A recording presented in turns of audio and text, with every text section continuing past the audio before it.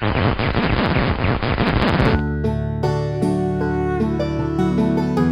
to Tapping with Tom. I'm Tom Walker, and today we're going to learn how to tap some maple trees and make some maple syrup.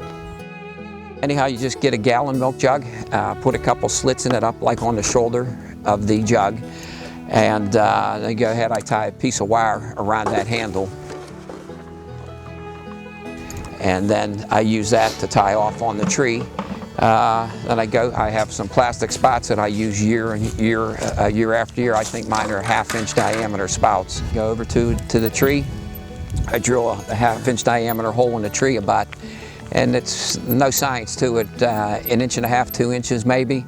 Then I take one of the taps, which is just a piece of plastic tubing, and I just go ahead and tap that in lightly with the hammer, and then I slip the milk jug on top of the tap.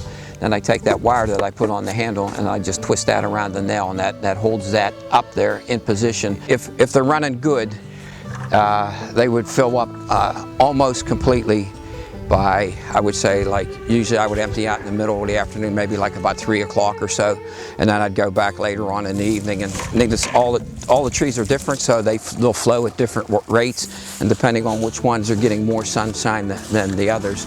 So somewhere, I don't think they're running that good today. Make sure you get this, because this could be on America's Funniest Videos when I tumble down a hill and get drenched with sugar water.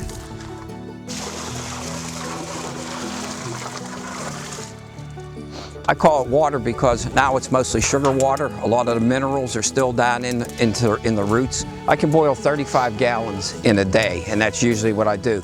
And that's probably about 12 hours to do that, and that 35 gallons I'll get boiled down to about 5 gallons.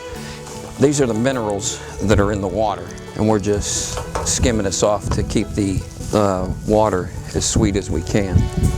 And once I get all the water down to 5 gallons, then that's usually we finish it off on the stove. I want to taste it. All right, let's go. End of the day, this is it. We just sit out here at the porch at night, watch the bats come out, fly around to eat insects, have a couple beers. That's it.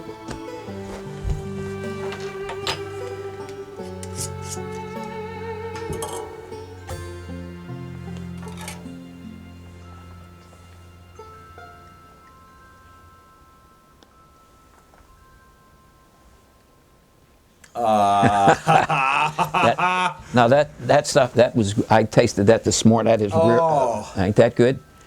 Oh, I'm not going back downtown. I'm staying right here. All right, I'll call your boss.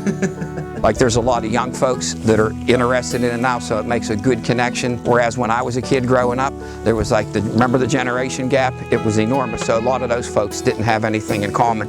The gardens and land and projects like this and self-sufficiency is bringing people together.